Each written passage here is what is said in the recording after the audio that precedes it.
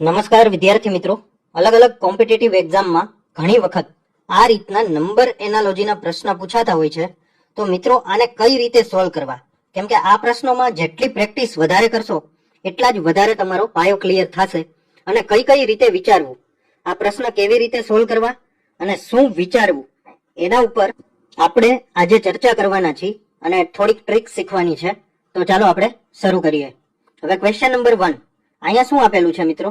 તો કે 4 આપેલા છે, પછી 24 છે, પછી 30 છે, પછી 180 છે અને પછી 186 છે અને પછી ક્વેશ્ચન માર્ક આપેલો છે. તો હવે મિત્રો આમાં આપણને સિમ્પલ રીતે પહેલા મગજ દોડાવવાનું કે કઈ રીતે પહેલો આંકડો બીજા આંકડાથી, બીજો આંકડો ત્રીજા આંકડાથી લિંક છે. હવે 6 અને 24 વચ્ચેનો શું સંબંધ છે? તો કે 4 6 24 થાય, બરાબર.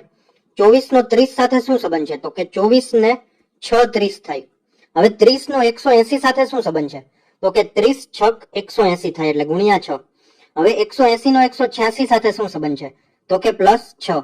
તો હવે 186 થી આપણે ક્વેશ્ચન માર્ક તરફ આગળ વધવાનું છે.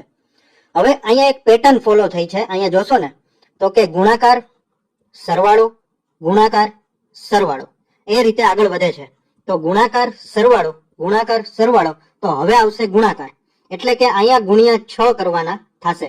હવે 186 ગુણ્યા 6 કરો, 186 ગુણ્યા 6, 6 6 36, વિદા ચડી 3, 8 6 48 ને 3 51, 51 નો એકડો, વિદા ચડી 5, 6 એકા 6 ને 5 11, એટલે કે 3316. એટલે આપણો ઓપ્શન સી જે છે 3316 એ સાચો થઈ જશે. તો હવે તમને સમજાઈ ગયું મિત્રો કે આપણે આ ક્વેશ્ચનમાં શું વિચાર્યું?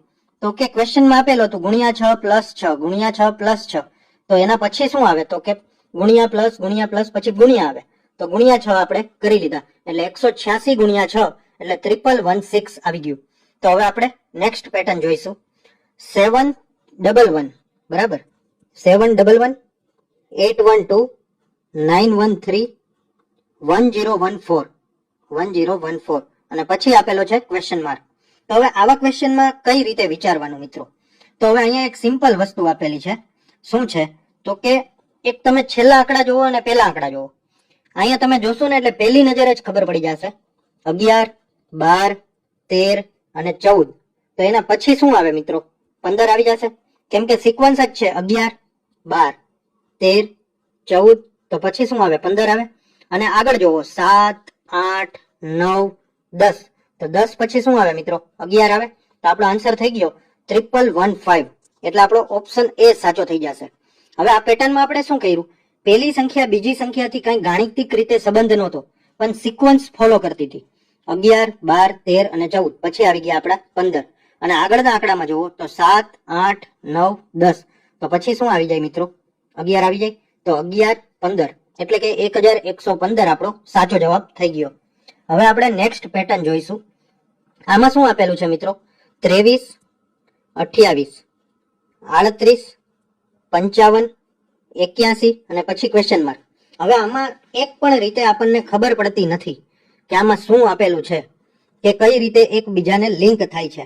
તો હવે આપણે સિમ્પલ આ બધા વચ્ચેનો ગેપ શોધી લેશું, બરાબર.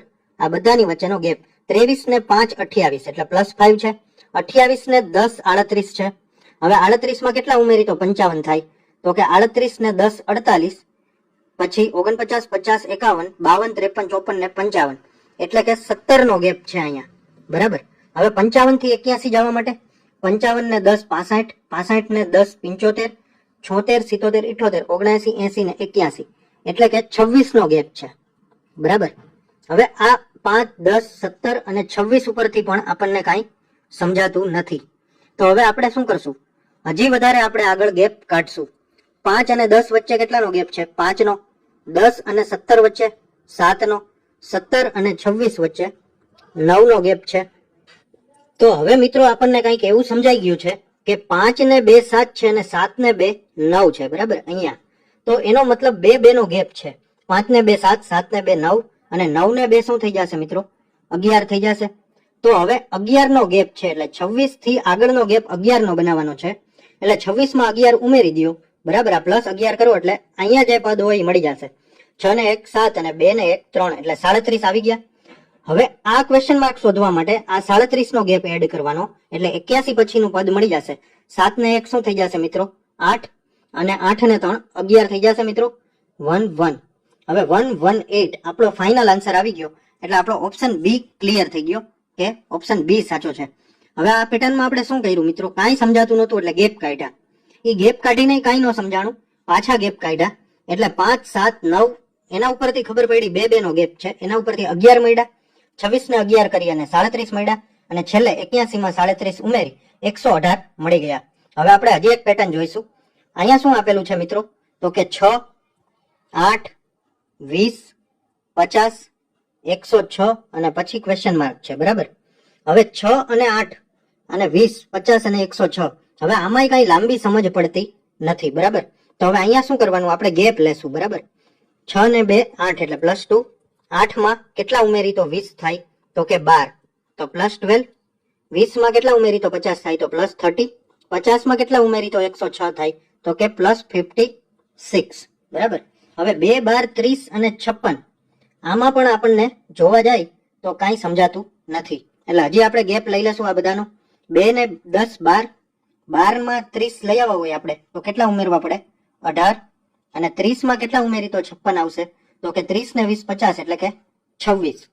હવે આપણે અહીંયા એક વસ્તુ ફાઇનલ થઈ ગઈ કે 10 માં 8 ઉમેર્યા તો 18 આવ્યા, 18 માં 8 ઉમેરો તો 26 આવે, તો 26 માં હજી +8 કરી દો. 26 ને 8 કેટલા થાય મિત્રો? 26 ને 4 30 અને હજી 4 34. એટલે આ પદ આપણને મળી ગયું 34. હવે આ જે છે એ 34 ઉમેરવાના 56 માં.